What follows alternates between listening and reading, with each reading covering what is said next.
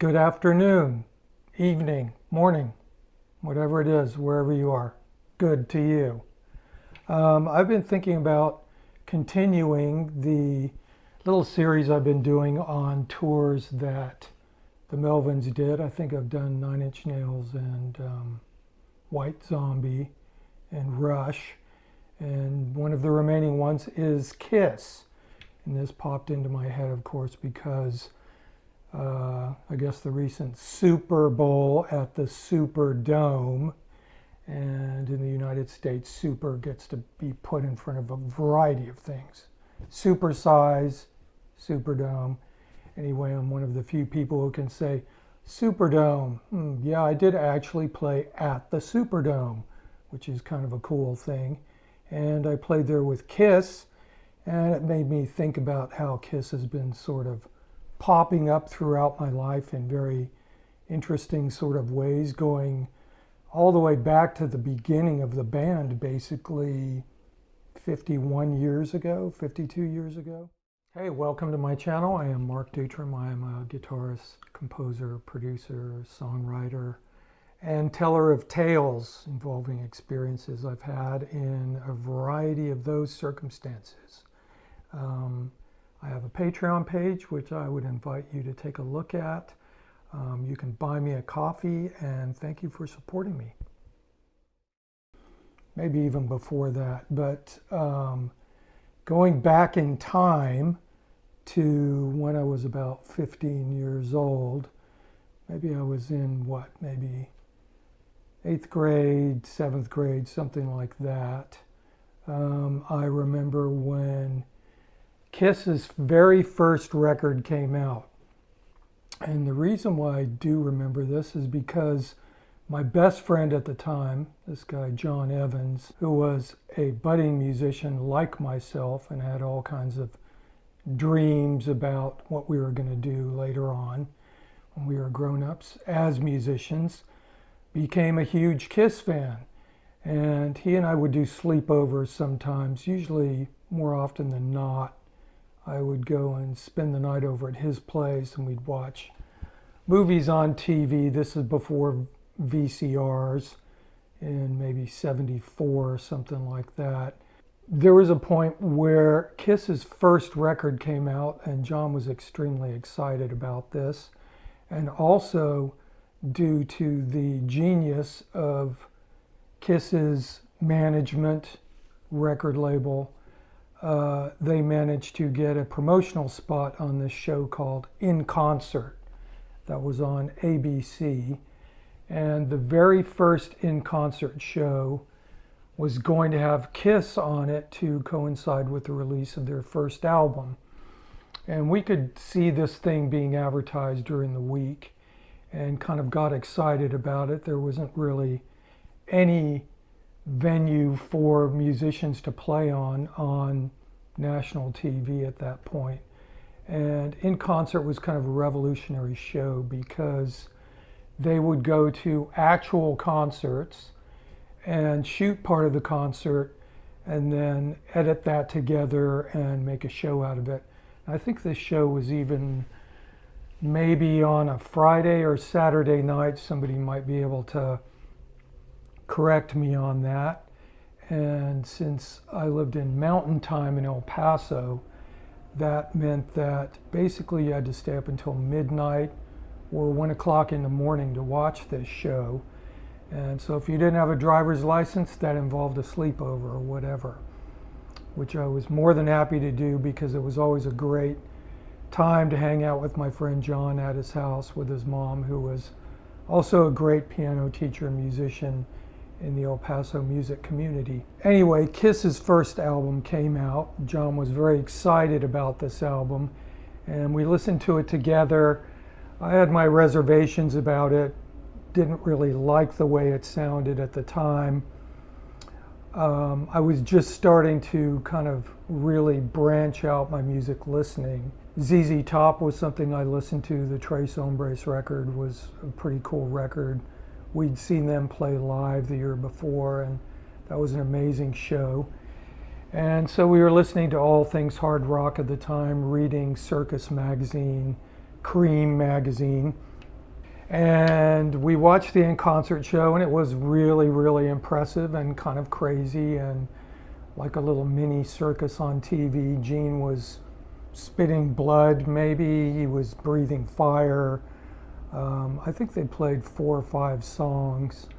And it seemed like the show was maybe specially put on for this first version of In Concert. And I was more impressed by watching them than I was by listening to their record, and I kind of got transfixed by the whole presentation and how they kind of took the mime thing to a new level and had big crazy platform boots. And I think they played live on the show, which was also very interesting. I remember them being kind of raggedy sounding and but having a great sense of energy and just kind of having this sort of thing going on where you didn't have any idea really where this was going to go. I came away from it with a more enhanced opinion of Kiss and thought, well, this is kind of interesting. And of course it made my friend John an even bigger fan of Kiss. And I think he went on to buy a variety of their records later. I still remained somewhat unconvinced to the point where I was ready to part with $5.99 to go and buy a Kiss record at Kmart or Budget Tapes and Records in El Paso. And so later that summer, summer of '74, I guess, I went to the UK to spend the summer with visiting my grandparents. And on television there was a band called Queen, and Queen had just put out their second record, and they were having a single that they were promoting at the time, the 7 Seas of Rye, which came from the Queen 2 record. And I saw them on Top of the Pops, and I was kind of amazed that there was even a band doing something like they were doing, and I instantly became a gigantic Queen fan. And of course, I bought the Queen 2 record, and I couldn't wait to get back to El Paso and play this for my friend John and kind of go, here's what a real band sounds like. Kiss is ridiculous sounding. Listen to this record. This is a crazy sounding record. And I remember him kind of listening to it slack-jawed and going, I don't even know what that is. Is that rock? What is it? Why is that guy singing that way? Of course, there were 4,000 overdubbed guitars and vocals, and it was really kind of the beginning of that famous sort of Queen sound that we all became familiar with, and which of course became absolutely gigantic. Anyway, we had a little Queen and Kiss rivalry thing going on for a little bit there. And it was humorous and just like what teenagers do with bands or whatever they like, who wants to try and be the coolest guy and listen to the most obscure stuff. And I think I did win with the Queen thing on that particular argument. Fight me. Anyway, moving forward a few years, I kind of forgot about Kiss and found myself going to California Institute of the Arts in 1977. And I think by that point, my friend John had seen Kiss a couple of times, and of course, they were getting to be at their peak at that point, just started ramping up to being one of the most gigantic bands in the world. And I'd started to go and make up for lost time, seeing all the bands in Los Angeles that I'd always wanted to see, but couldn't see because I lived in El Paso. And I saw that Kiss was coming to town, and I thought, well, this might be interesting to go and see them. And it was 1977 at this point, and I knew that if I just waited long enough, I could probably get a ticket for cheap on the day or closer to the day of the show, which I did. There was a paper called The Recycler in Los Angeles, which was kind of the equivalent of Craigslist. And they would have concert tickets. People couldn't make the shows, and they'd be selling the tickets to the shows. And sure enough, within about a week of the show, a couple of tickets popped up on the recycler for sale. I forget how much they were. Maybe they were $20, $25, which I was going, that's kind of a lot for a show, but I thought, well, maybe this will be my only time to see Kiss. So I threw down for the tickets, met a guy, I don't know, someplace like Ben Frank's, someplace down in LA. Gave him $40 or $50 and he gave me the 2 tickets. And so I had 2 tickets to see Kiss and Cheap Trick at the LA Forum in August of 1977. And I thought, well, this will be interesting.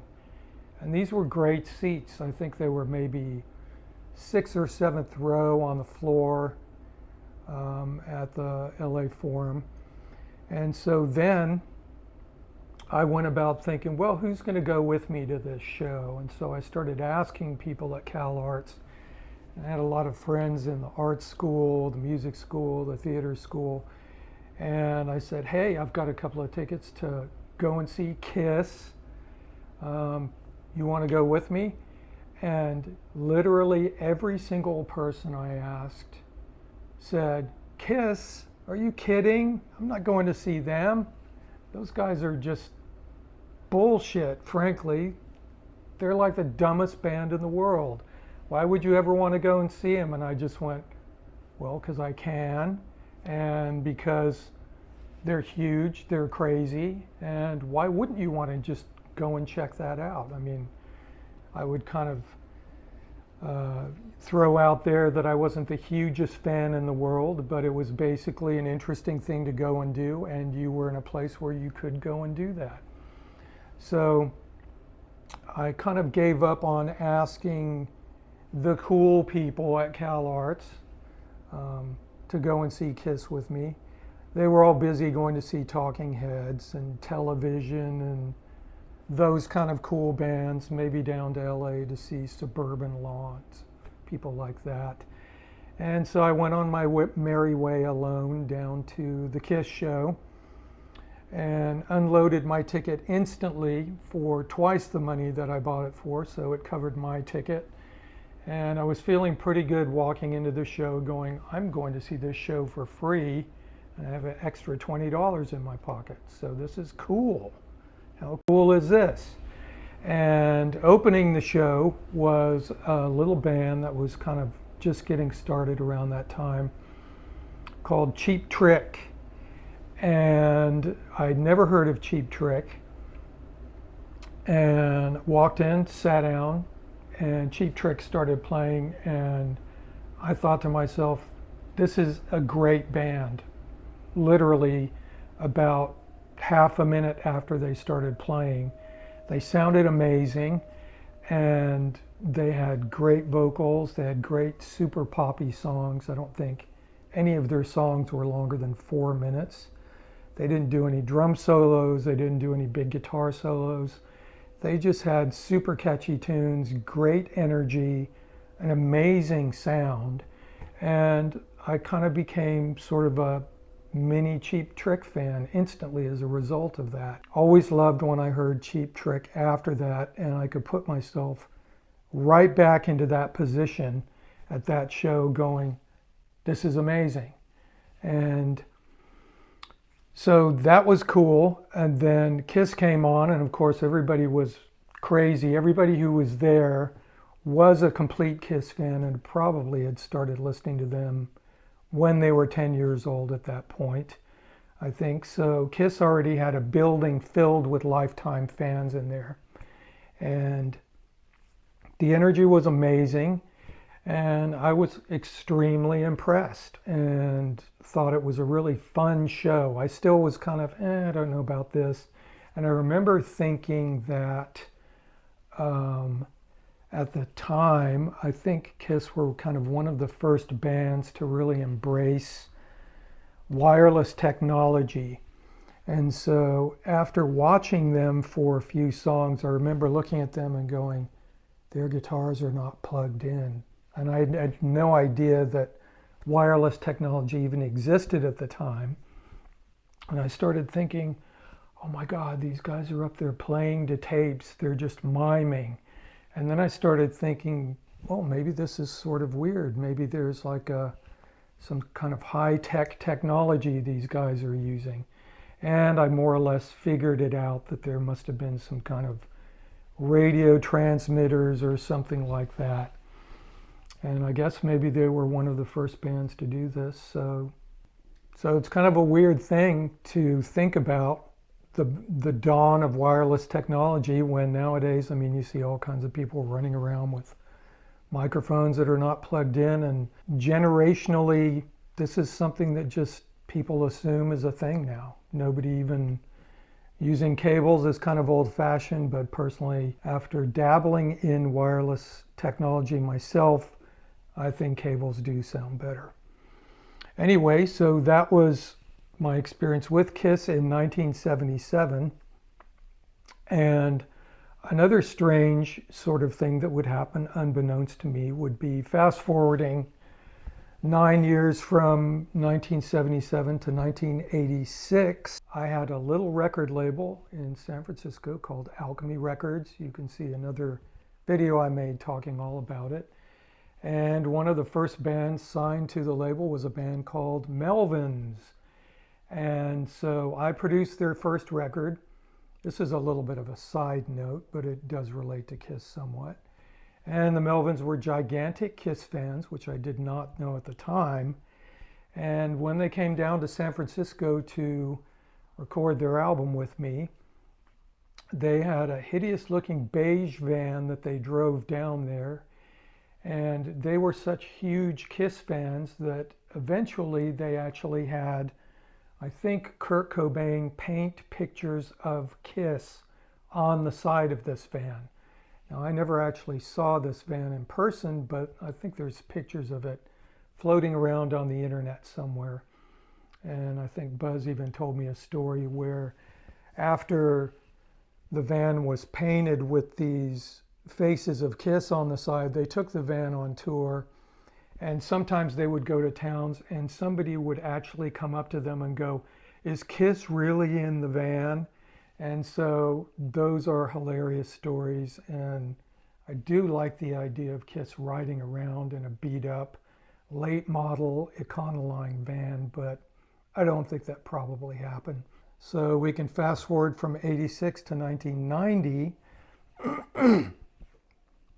4 years after I produced this Melvins record, they're out touring around, doing whatever they're doing, making records here and there. And they actually were on a CD compilation called Hard to Believe, I think. And it's got a bunch of punk bands and alt bands doing KISS covers of their favorite songs. And this just shows that there was a lot of bands that they might not have loudly announced that they loved KISS, but KISS was part of their childhood and teen years. And eventually they all kind of got together and made a compilation. And the Melvins' contribution to this compilation was called God of Thunder. And I think this compilation is still knocking around somewhere. It's probably even on Spotify, or there's copies on Discog or eBay or whatever. It's an interesting footnote to Melvin's history and just shows that KISS was important to them as kids, and later would become even more important, oddly. And so if we fast forward from 1990, 3 more years to 1993, at this point, after having produced Melvins records and doing sound for the Melvins on tour, I am actually now in the band with them, replacing Lori, who basically didn't want to be in the band anymore at that point, and they had just signed a deal with Atlantic, and they needed somebody to be in the band, so they got desperate and called me up. And I said, okay, I will do this. So one of the interesting first things that happened was I went to LA maybe in September of '93, something like that. And we had done all this PR before this tour that we were going to do with Primus. And I think it was also around the time that Houdini was coming out. I had not played on Houdini, but there's actually a Kiss cover on Houdini of the song Going Blind, I think, which is a song that Gene does on, I'm not sure which album it's on. Is it on Rock and Roll Over?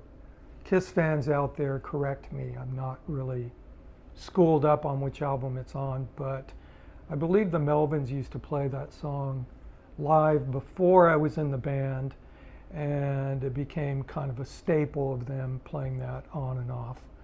So September 1993, I'm in LA, we're doing a bunch of PR, and one of the PR people knows that Buzz and Dale are huge Kiss fans and says, hey, Kiss are doing this thing at a place called Foundations Forum, which is kind of a little new music seminar that would happen in LA where labels would showcase new bands that got signed, and some kind of veteran bands would play at that also.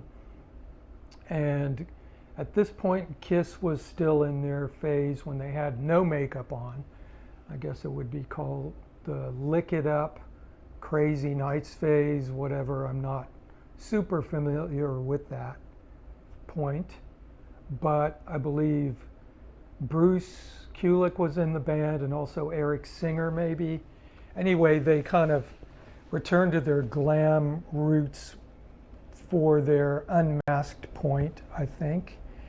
And they were doing a little, maybe 45-minute set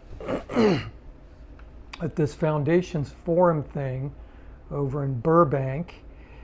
And so the PR person, I think it was, I'm not sure, I can't remember exactly who it was. Anyway, the PR department set it up so we could go to this. And on the same night, however, there was a Neil Young show at the LA Sports Arena. Neil Young was playing with Booker T and the MGs, and this was an amazing little tour that Neil Young did. So, spoiled for choice, we were able to go to both of these things on the same night. And I think playing with Neil Young also was the Stone Temple Pilots.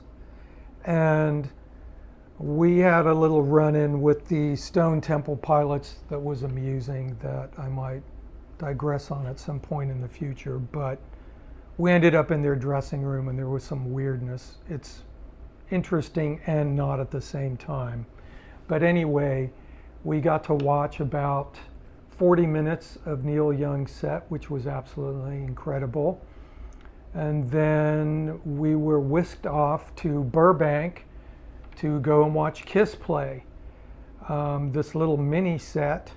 And we hadn't met Kiss at that point or knew them at all. We were just kind of, wow, this is a crazy thing to be doing. We did two crazy things in one night.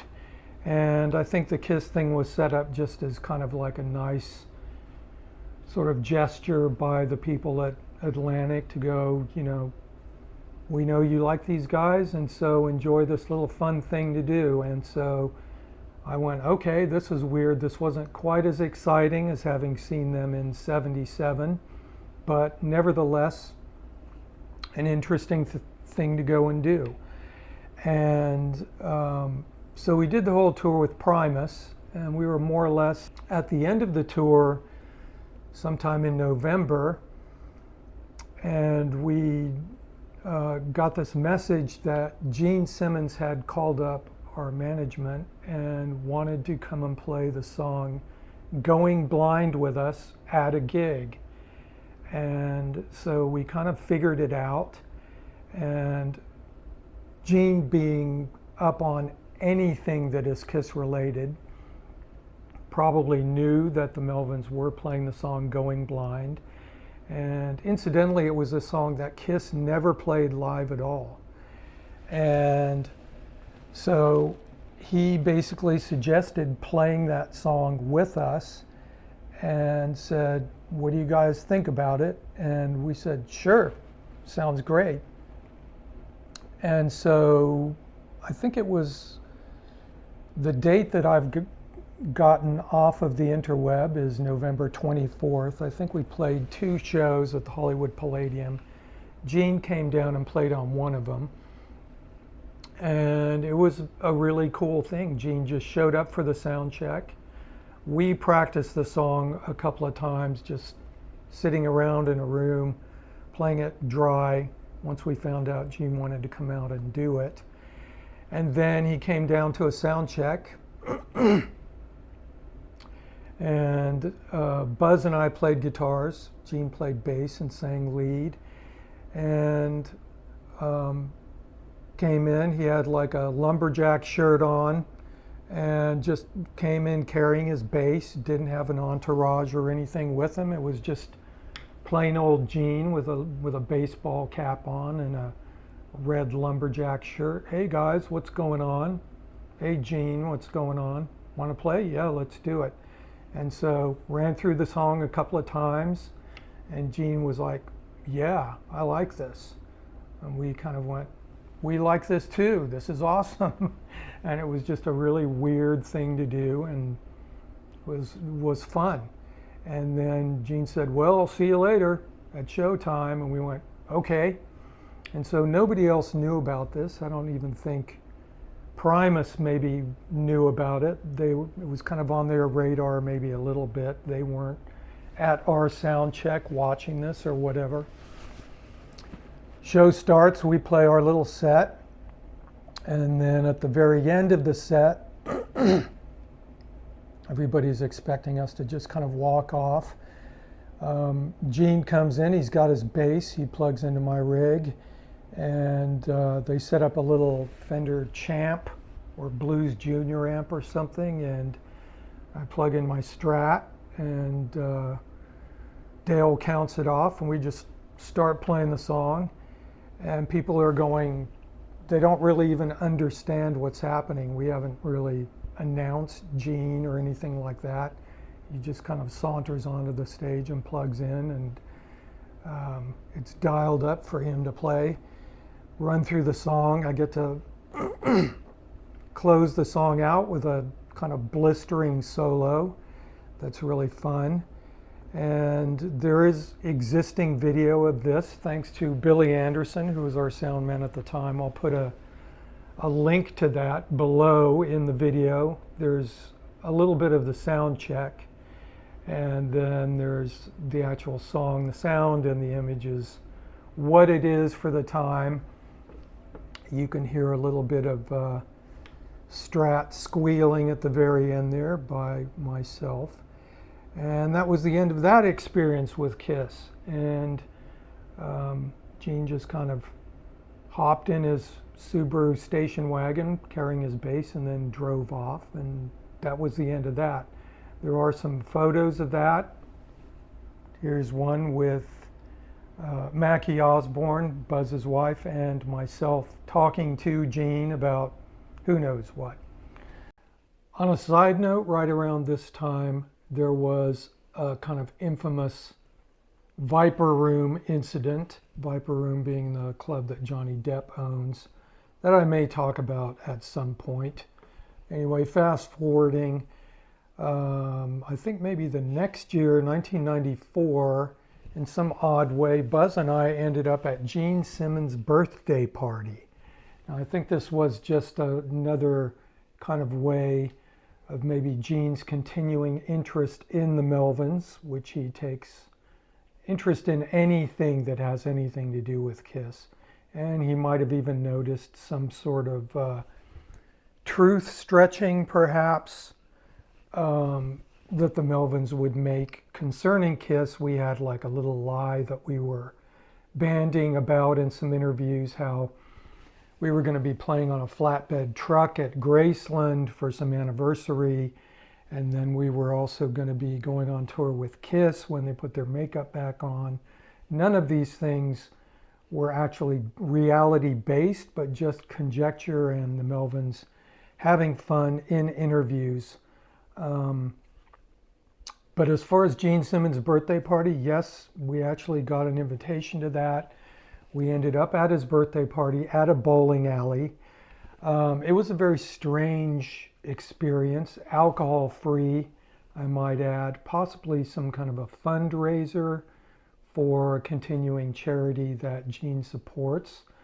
I remember there being a lot of people of the pornographic persuasion, a lot of porn stars there, and weird kind of glam rocker people, possibly Dave Mustaine, maybe Bruce Kulick, I don't know, some other people like that. I seem to remember meeting Ron Jeremy with Buzz, maybe, who was a filthy man and who is now in prison, thank God. But anyway, later on, 2 years later to be exact, we got the message that Kiss was in fact going to put their makeup back on, and were we interested in playing some shows with them. And I think they had a previous opening band that was removed from the opening spot for some sort of malfeasance. I don't even know who it was, what it was, but there was some sort of talk about us playing with them, and we just kind of went, yeah, whatever. And then it actually did happen. There was going to be 5 dates, I think, playing with them. And once this was confirmed, it just seemed like the most absurd thing in the world. I mean, it just didn't even seem like a real thing. But there it was in black and white. We were going to go play 5 dates with them, more or less in the Midwest. And the very first date was going to be playing at the Superdome. What could be more ridiculous than playing at the Superdome with Kiss? I couldn't think, frankly, of a more absurd combination or show that could ever happen, other than maybe, I don't know, playing with the Rolling Stones in Antarctica or some kind of weird thing like that. But it was weird, and it happened. And when I was researching this thing a little bit, just to more or less get my dates straight, I put into the Google Melvins Kiss Tour. And so Google has this little AI overview thing that pops up. And the first thing that it said when I put it in, it said this, which is the Melvins and Kiss have not toured together, but the Melvins have toured with other bands. So this is an example of AI being utterly wrong about something that did in fact happen. Although, did it? I don't even know. It all seems like a dream now. So AI aside, yes, this did happen, I think. And did it happen? Did anything happen? I don't really know. So we showed up at the Superdome, and we're going to be playing with Kiss, and this is the most ridiculous thing ever, and it is actually happening. So we get up there on the stage. The stage is enormous. It's like 100 feet wide and 40 feet deep or something like that. Incidentally, the stage was air conditioned, which was absolutely amazing. They had full air conditioning units all around the stage, like the giant kind you have at your house, and they were in road cases, and they said Kiss on the side. So these were Kiss branded air conditioners that they had just for the show. And it's probably because it was 1 million degrees with all the lights. This was before lights were cool. All the LED lighting came in, so it was old school Broadway, hotter than hell lighting. And so they needed plenty of air conditioning for that. We get up there and Dale looks virtually paralyzed. I'm looking over at him going, okay, ready? And he's kind of going, he's completely frozen, and I'm going, ready? And he kind of goes, just starts playing basically. barely is able to put in a count, and I just kind of go, okay, it's kind of going like that now. So I'm just trying to adapt to what's happening. The whole thing is kind of swirling around, being very odd, very strange. We managed to get into the pocket and complete our 35-minute set, whatever it was, and get off the stage, just kind of going like, whoa, okay, that was pretty amazing and insane. And get back to our dressing room, which in fact is basically the locker room for the New Orleans Saints, I guess, or basketball team or whatever they have. And we're kind of sitting in there, and Gene comes in, and he's dressed in his complete outfit, his complete stage outfit. And Gene is kind of a large man. He must be maybe 6'3" or 6'4", or something like that. And with his big dragon boots on and everything else happening, he must be up in the 7-foot range or something like that. And he comes in and is standing there and kind of puts his foot up on a bench, and we're sitting down there on the benches, and he looks at us and he goes, "How was the show, guys?" And we're going, "Pretty good, thanks. That was great, thanks." And he kind of bends over and goes, "Can I get you anything?" And I mean anything. And he kind of laughs a little bit. And I was looking at him and I was going, Gene Simmons is asking me if I want anything. And I was thinking, wow, could I get a pony? Could Gene like if I asked for a pony, would there be a pony in our dressing room tomorrow night? Or how about a chef, like making lobster thermidor for us? Would there be a chef making lobster thermidor? Maybe I could have a pony and a chef making lobster thermidor. And then I started thinking, well, one of Gene's exes is Cher. Maybe Gene could have Cher fly out and just hang out with us for a little bit, just shooting the breeze with Cher in our dressing room. Or maybe we could have all three, I don't know. And I was kind of running through some of this stuff in my mind, and Gene said, well, just let me know if you guys need anything, and kind of walked out. And that was the end of that.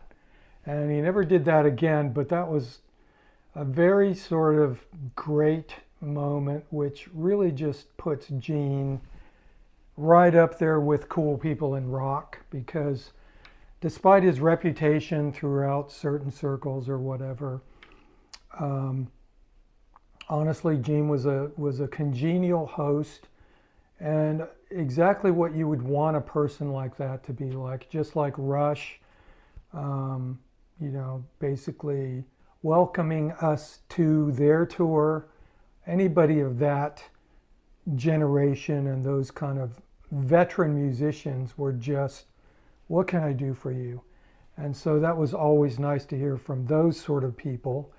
And I've had a couple of experiences with people who have been, let's just say, less than stellar. So Gene really knocked it out of the park by just going, whatever I can get for you guys.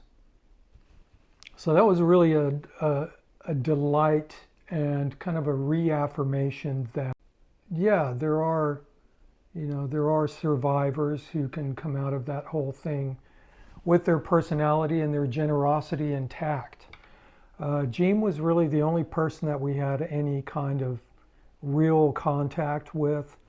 At one point I did see, I think, Peter Criss being dragged along a hallway in between two helpers, minders, carers, kind of like this, going, in full costume, with two guys basically helping him back to his dressing room. Didn't see Ace at all, other than on the stage. And that was about it. Gene was the main point of contact. One other really cool thing that Gene did was, one of the other shows I asked Gene, I said, hey, would you mind if I took a couple of photos during your set? And he said, no, sure. Let me figure that out for you.